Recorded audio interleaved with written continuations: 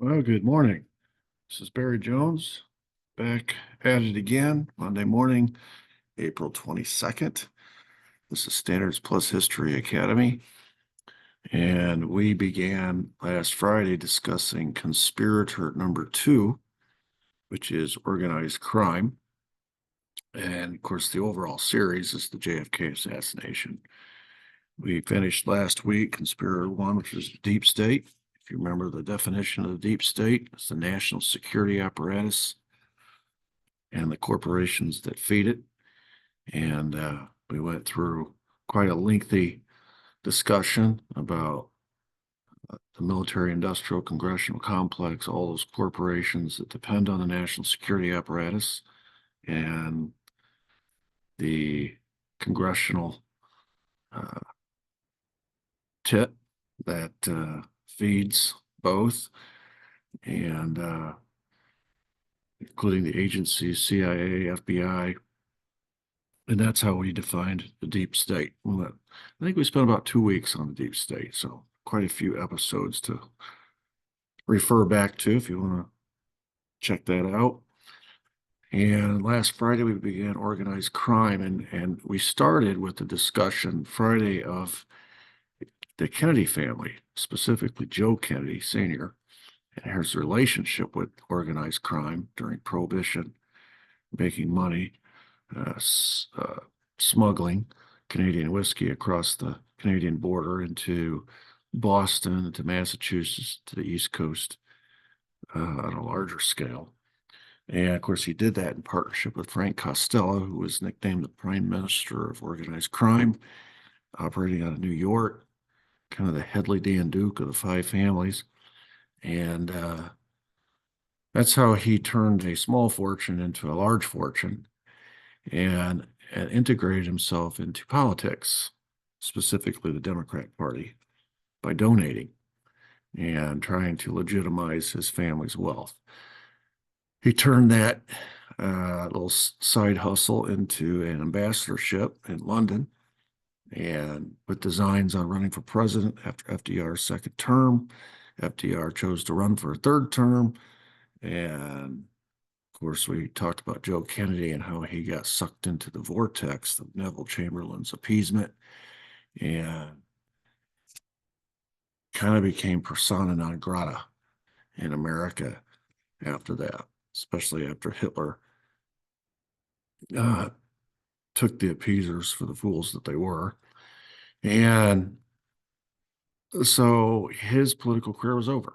And he turned his attention to his sons. His eldest son was killed in the skies above England. So that left Plan B, which was, well, Plan C, actually. Plan A was himself. Plan B was Joe Jr. Plan C was Jack and Bobby. And so that's where we left off.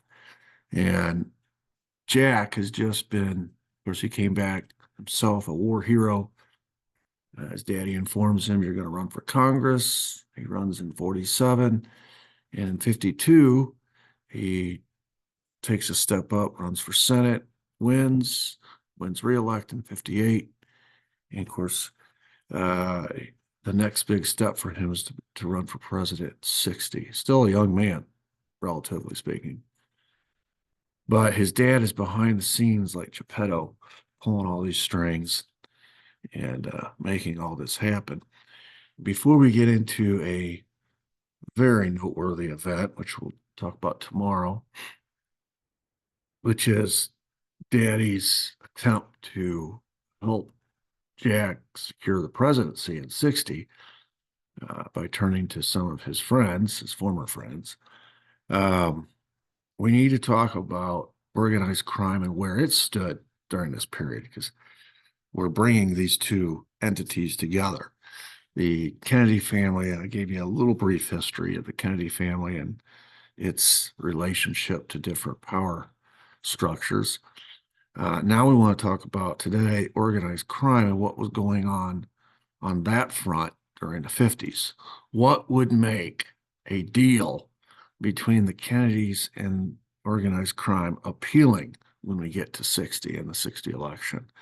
Why would we kind of understand why the Kennedys would be interested if honestly, I think Joe would be interested in allying himself with the devil himself if it would help him get what he wanted.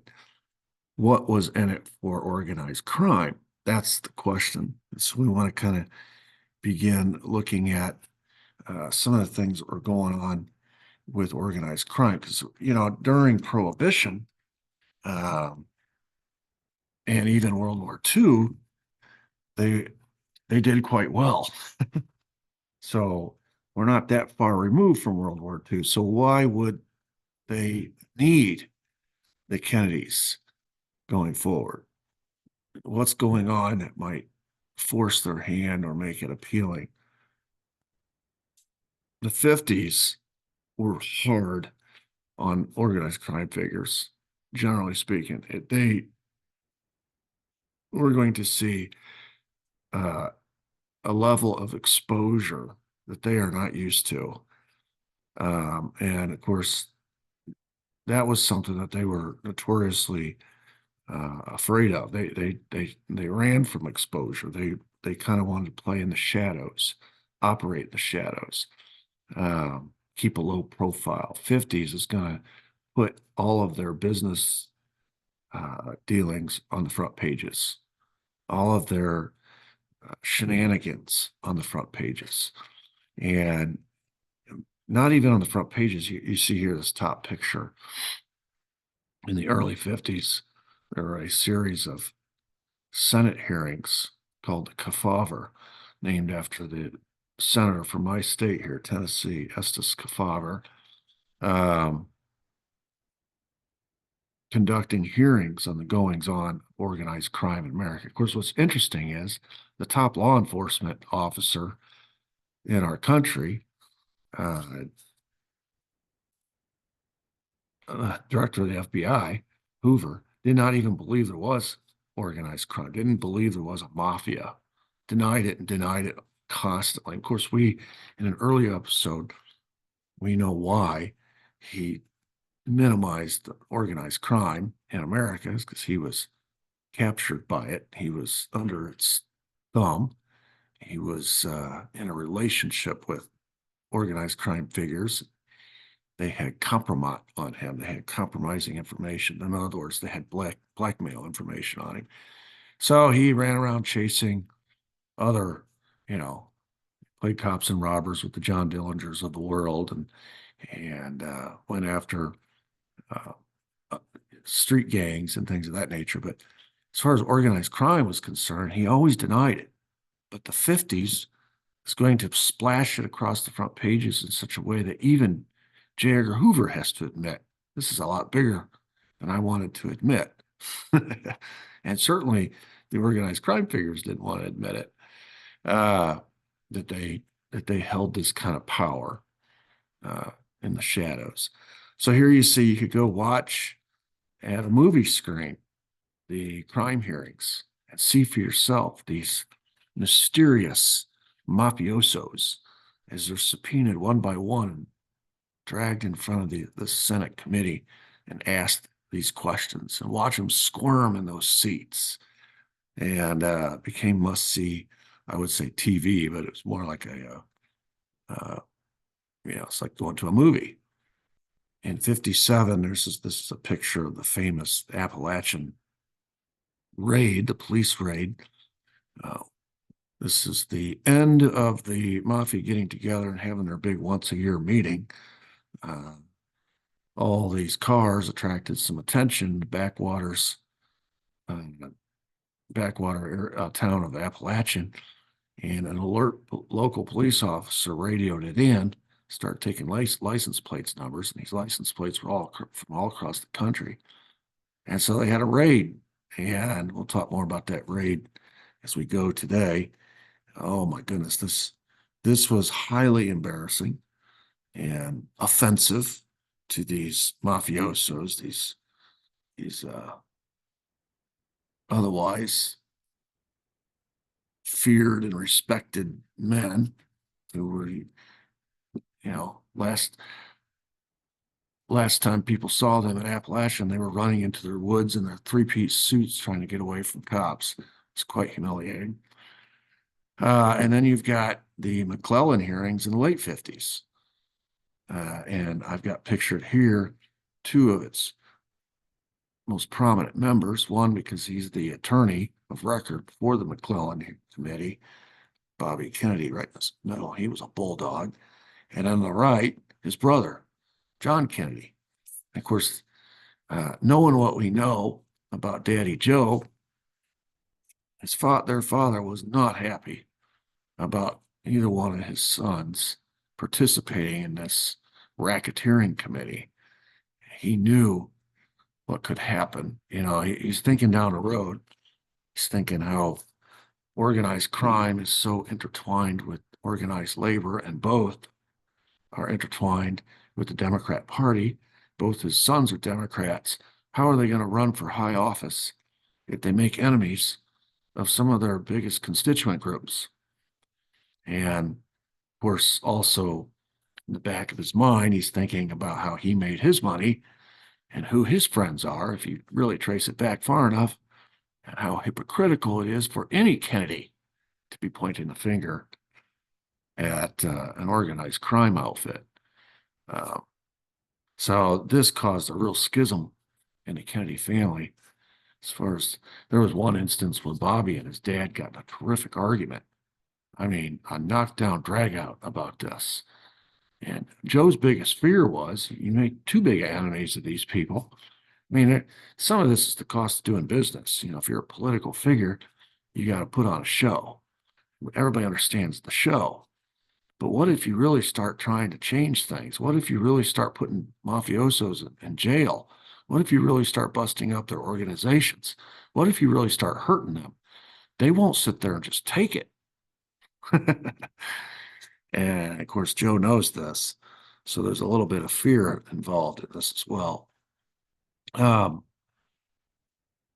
This is the prime minister of the underworld here, Frank Costello. And one of the things that's consistently true about these mafiosos and these godfathers is that they did not want their pictures in the paper. They did not want headlines. As I said, it was very important to them to stay in the shadows, to operate in the margins, to have a low profile.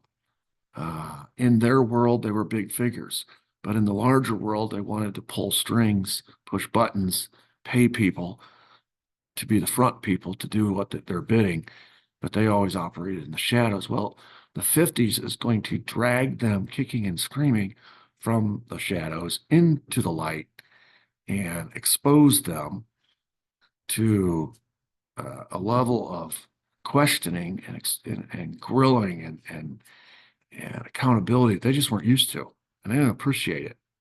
They didn't like it. So there's Frank Costello, Sam Giancana pictured at the bottom, nicknamed Momo or Mooney. A lot of times these guys will come and sit throughout the hearings with these dark glasses on and hide behind the Fifth Amendment. And it was quite if you're the American people and you've got this idea in your head of these mafiosos must be like, it really undercuts that idea you might have in your head, this preconceived notion when you see them at the table muttering under their breath, won't take their sunglasses off, ducking questions, looking confused. You start to think these guys are kind of pitiful, kind of pathetic, and it really diminished them, the aura that they had. And in some cases, that was the point. Bobby kind of got pleasure out of making them look ridiculous, out of ridiculing them. And it wasn't just the organized crime figures, the leaders of the five families or otherwise. It was, as time went on and the investigations continued, it was the mob influence that they discovered was running these labor unions, specifically the Teamsters union, and how intertwined the labor union movement was with organized labor with organized crime. And so then they start bringing in guys like Jimmy Hoffa, the leader of the Teamsters union. And he was only there because the guy in front of him had already been investigated and put in jail.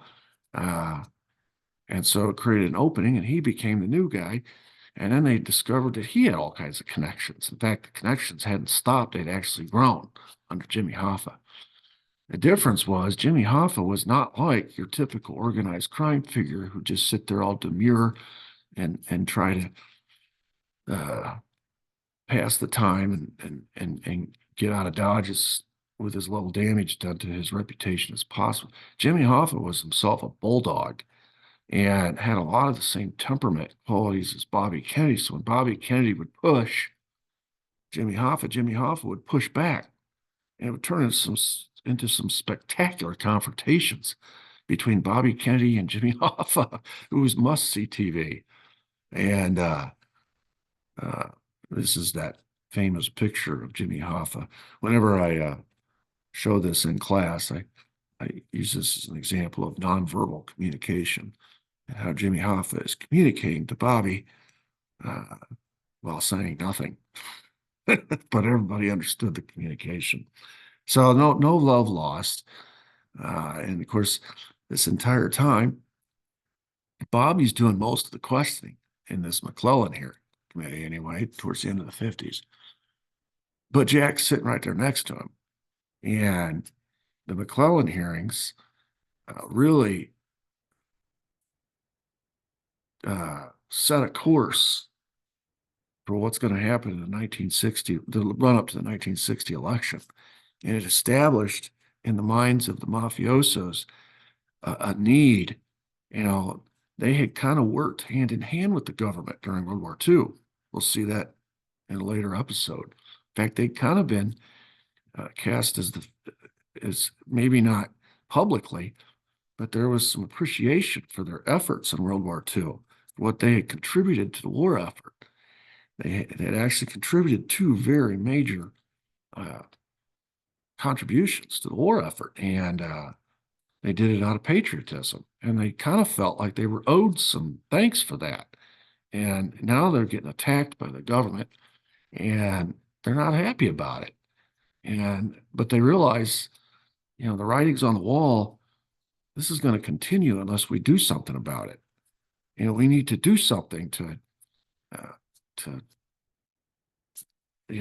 take the heat off, take the lights off of our organization, to turn the attention down, to dial down the rhetoric, and we need to do so. We need to get some friends in high places that can make things easier for us. Maybe we need some friends in high places. What we need, and so this is all kind of going on in the background as we transition from the 50s into the 60s. And of course, the big major event in 60, as we launch into that new decade, is going to be that presidential campaign between JFK and Richard Nixon.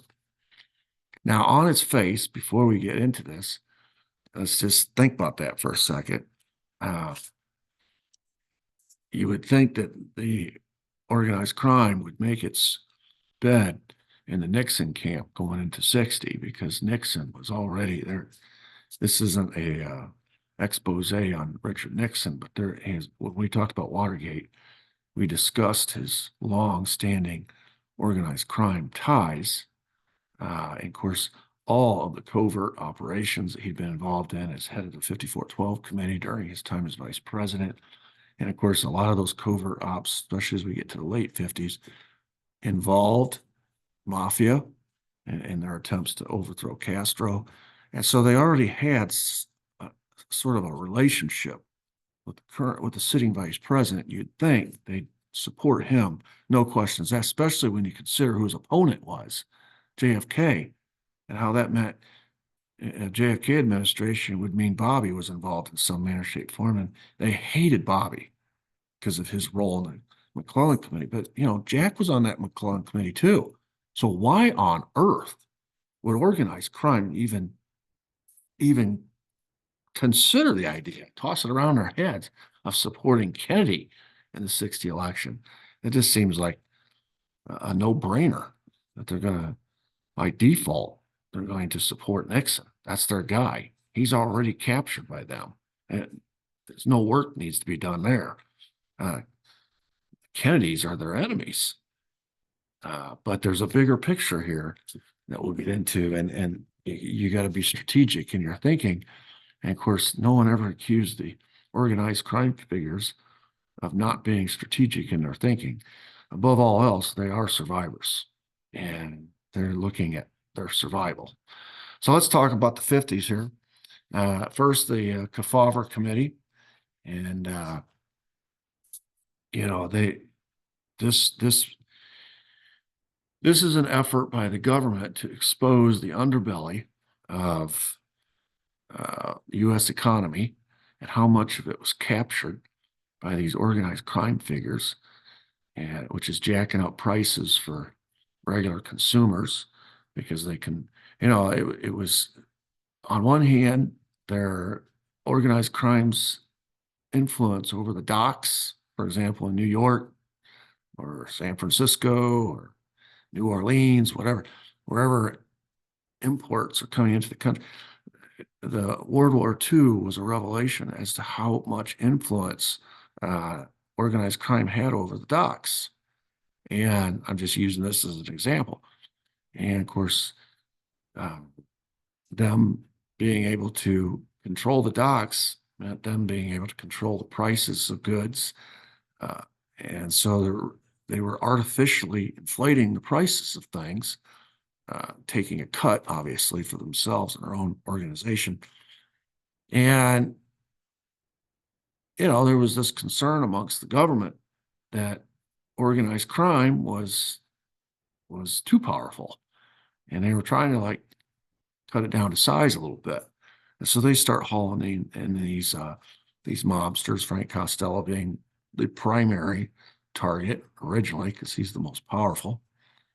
And, as I showed in an early picture, this got a lot of attention. And these publicity shy mafiosos they're being subpoenaed and dragged in to testify publicly, which they didn't like to do.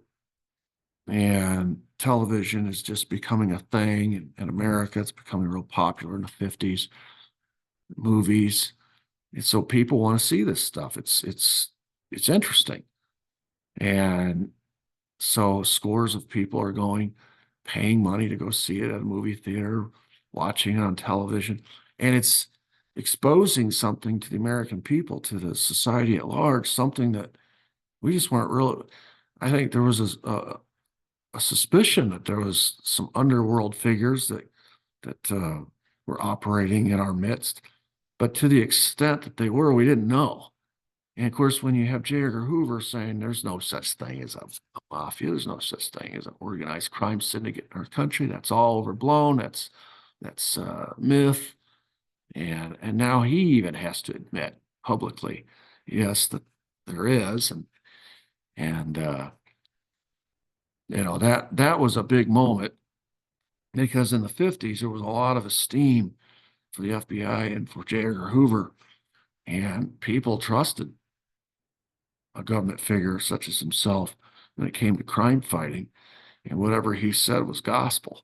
And now he's having to admit that he's been wrong all these years, and that and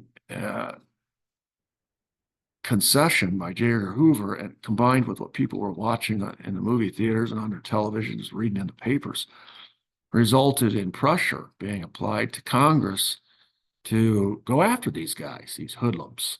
And so that's exactly what happened. In addition to the hearings, now you start to see some practical steps being taken.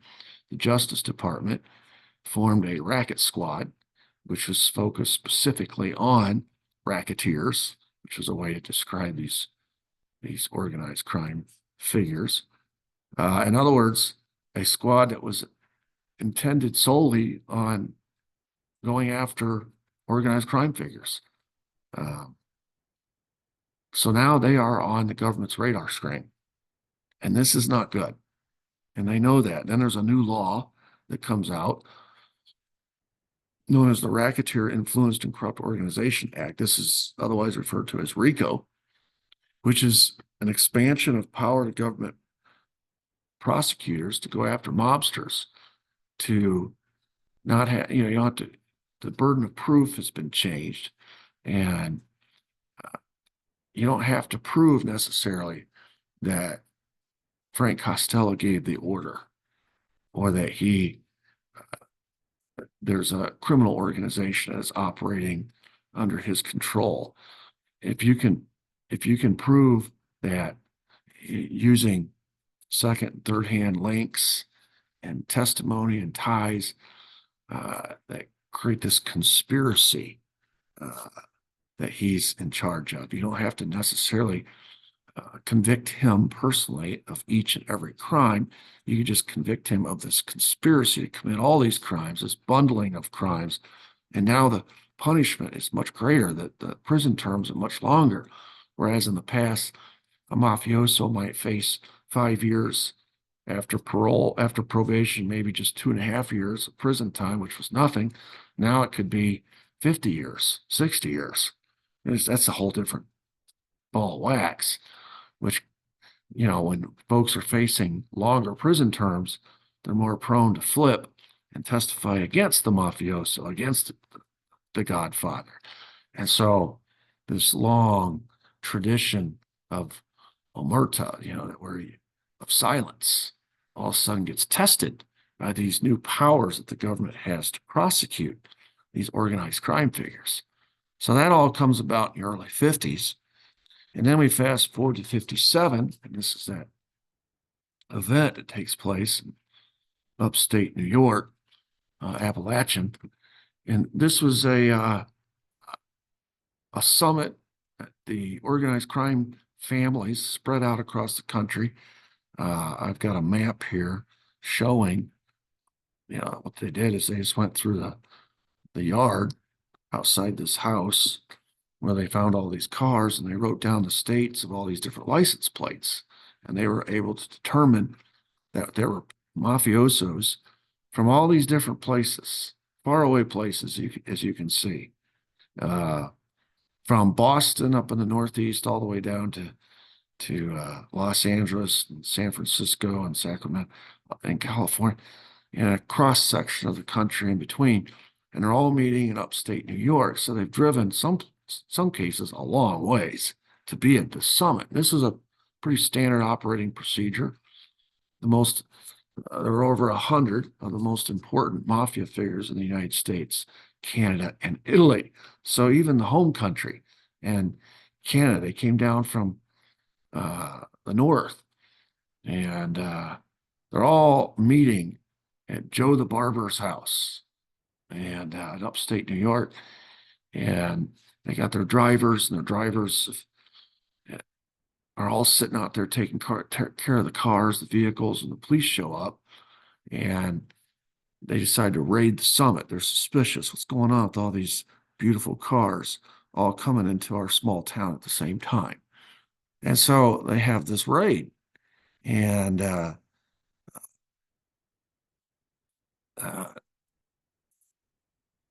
so what you have is this crazy scene where the police show up. The local cop goes and spreads the word. Next thing you know, the state police are involved. And here comes this raid. And as they announce their presence, I'm sure the drivers had something to do with alerting the mafiosos inside Joe the Barber's estate. And so these mafia godfathers in their silk suits begin fleeing in every direction. And of course, this home is out in the back country of upstate New York. It's surrounded by woods. It's in a remote location purposely. That's why they chose it. So they're running into the woods trying to get away, and the police are chasing them and capturing them, putting them in handcuffs, bringing them back.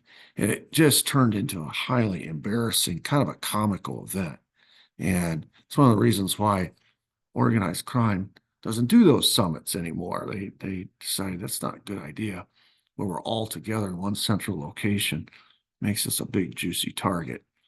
So that was splashed across the front pages. So you have in 51, you got the beginning of the Racketeer hearings, which is on television, it's in the movies, it's in the papers.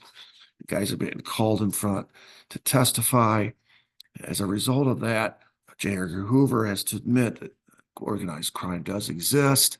So they start the rackets uh, organization, the racket squad out of the Justice Department, which means the FBI going after these racketeers. And then they change the laws to give them more prosecutors more power to go after these racketeers, to put them, give them longer jail terms, make it easier to get a conviction. And then you have Appalachian 6 years later. And then right on the heels of Appalachian the same year, the McClellan Committee. And like here you pictured Bobby and sitting right next to Jack. And this is sort of a redoubling or a doubling down on what Kefauver started. And only this time they began looking into the ties into organized labor and the ties between organized crime and organized labor, because it was just a natural progression. I mean, if they have control over the docks, how is that possible when the labor unions control the docks, unless they control the labor unions? And of course, that's just one example.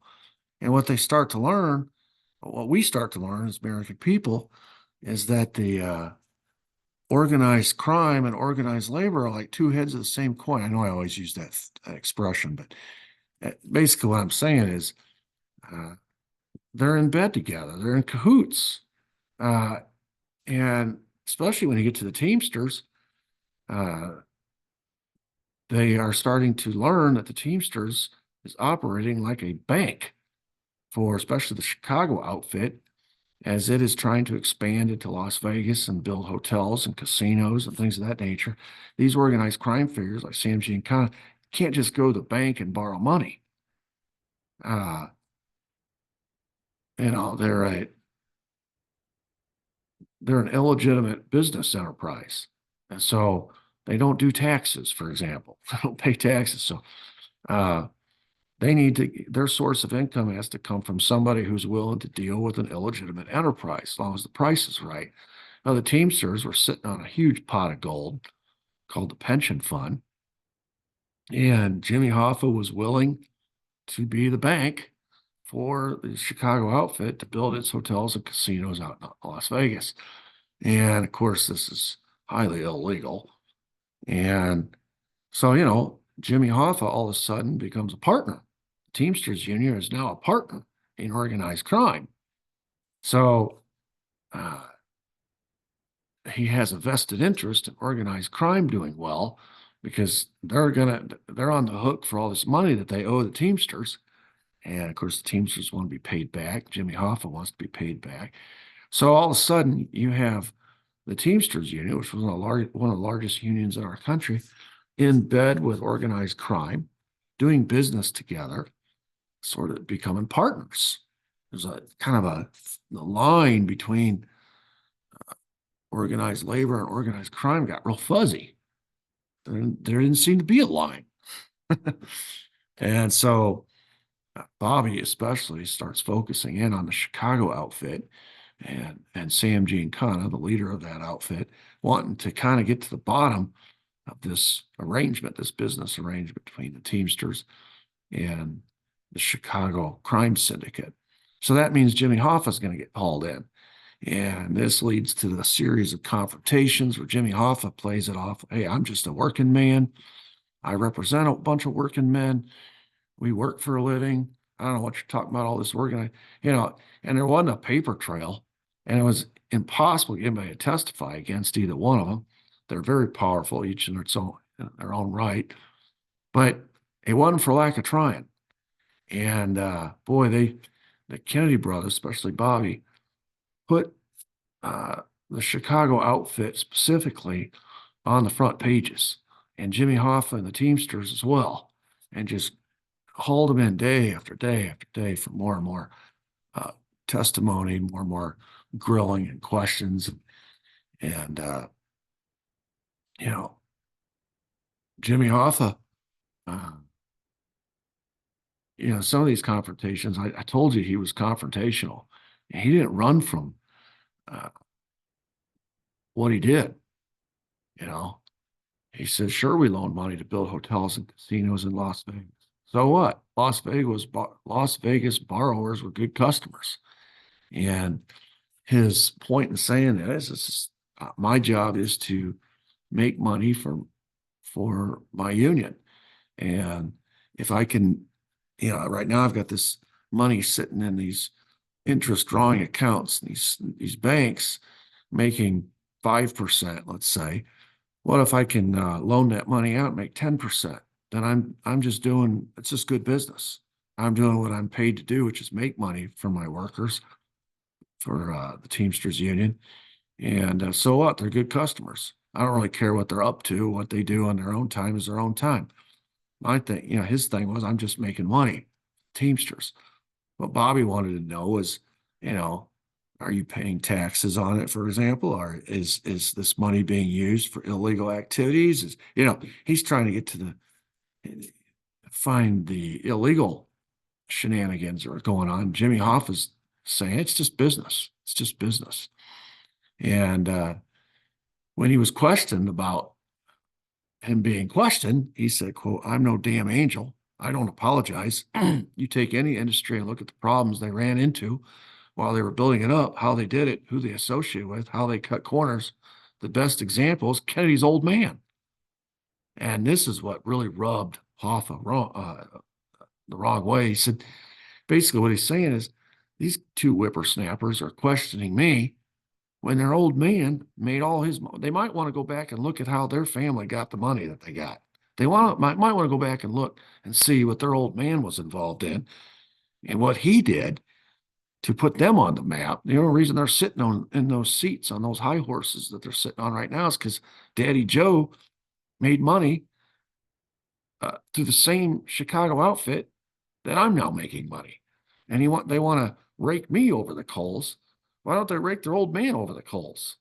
And the hypocrisy is just galling to somebody like Jimmy Hoffa. And boy, he gets to a point where he just cannot stand the Kennedys, especially Bobby. Bobby just drives, Jack kind of sits there and he's got a way about him that's not so confrontational.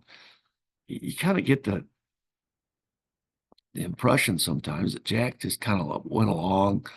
Bobby was the bulldog and Jack was just kind of there, smiling and nodding. And if it were up to him, this McClellan thing he probably wouldn't even be involved in it. He probably got appointed to it or whatever. And he's just kind of there. And every now and then he participates in some of the questioning.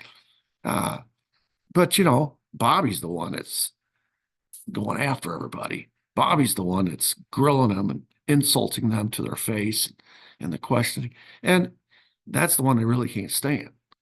But where Jack is going to have a problem is later when he becomes president. He's Bobby's boss. And so all of a sudden Jack becomes a problem. But that's down the road.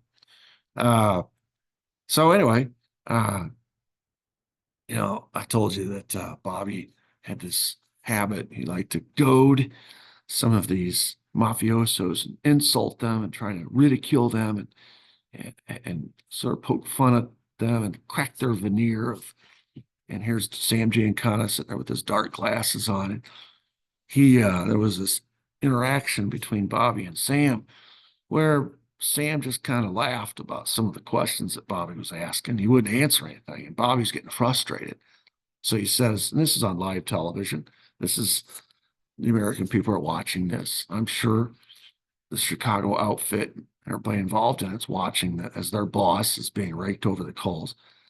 And Bobby just looks at Sam and says, "I thought only little girls giggled, Mr. Giancana."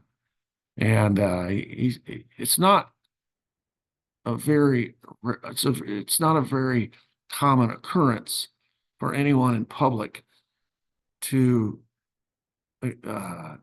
display a lack of respect for one of these godfathers. That's not a recipe for a long life. In fact, that's one of the things that these mafiosos treasure more than anything else is respect. They want your respect. They want to be treated with respect. And Bobby is clearly not treating them with respect. He's insulting them to their face.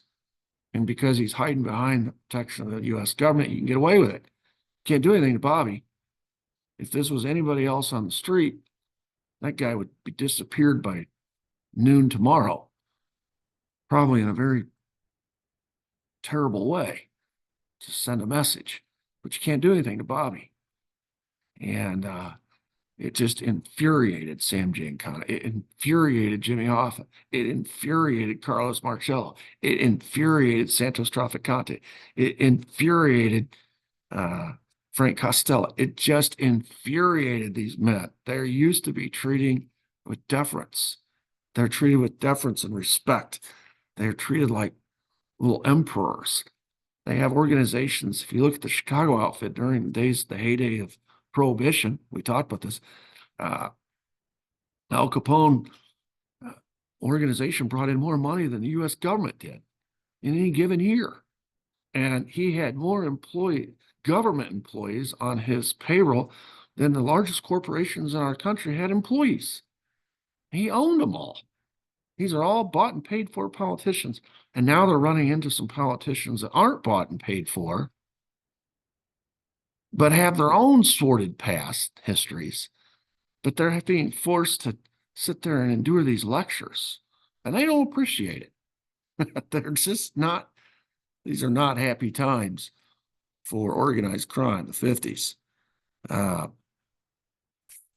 When the 60 election approaches, and it's apparent that JFK is going to run for the Democrat nomination, later becomes apparent he's going to win, Jimmy Hoffa and even Carlos Marcello matched him, decided, okay, my organization might be supporting Kennedy, and we're going to get into this. It's interesting how these organized crime figures split hairs and divide their loyalties between professional and personal. But when Jack runs for president, 60, though the Teamsters are in bed with the organized crime that is supporting Kennedy, Jimmy Hoffa personally hates the Kennedys so much, he makes a donation of $500,000 of his own money to Nixon's campaign. Which, if you fast forward after Nixon becomes president and Jimmy Hoffa's in jail, that $500,000 ends up buying him a release, as it was Nixon who released Jimmy Hoffa from prison. That's what that $500,000 eventually paid for. But $500,000 of his own money to the Nixon campaign in 60, matched by Carlos Marcello, $500,000 of his own money for Richard Nixon, while organized crime in general is doing everything it can to get Kennedy elected. It was a personal animus there that Jimmy Hoffa had developed for the Kennedy brothers that Carlos Marcello shared, that though it was official policy of the organized crime syndicate of the United States to support the Kennedys in 60, personally, they supported Nixon and were desperately hoping that Nixon would win. But you don't go against the family. You don't go against the syndicate itself. So their personal and their professional affiliations or loyalties are kind of split, which is kind of an interesting dynamic that we'll get into. But this is what's happening on the organized crime front in the 50s, which is going to make what we talk about next. It's going to make a deal to make this heat go away possible. It's going to make it attractive. It's going to give Joe Kennedy some leverage. That's going to give the Kennedys in general something to offer. They've just participated in a decade of going after these guys. And of course, their participation came late, but it came nonetheless. And now if they were to be in the White House, they would be in a position to soften the seat of these organized crime figures of guys like Jimmy Hoffa and organized labor if they get the right assistance. And if they can get into the White House, they're going to need help. So that's where we're headed. The Kennedys, Joe Kennedy, and he's sort of the mastermind here. Joe Kennedy's going to realize that if his dream of his son becoming president is to be realized, they're going to need some help. There's some things about the Kennedys that are going to make it hard for the American public to support them. Even the Democrat Party, trying to win the primaries. You're going to see, for example, Jack is a Catholic. We haven't voted for a Catholic before, and there's a lot of Democrats in the South who won't vote for Catholics. Jack is a Northeastern liberal. There's a lot of Democrats in the South don't like Northeastern liberals. And Jack has been on the McClellan Committee going after organized crime and organized labor.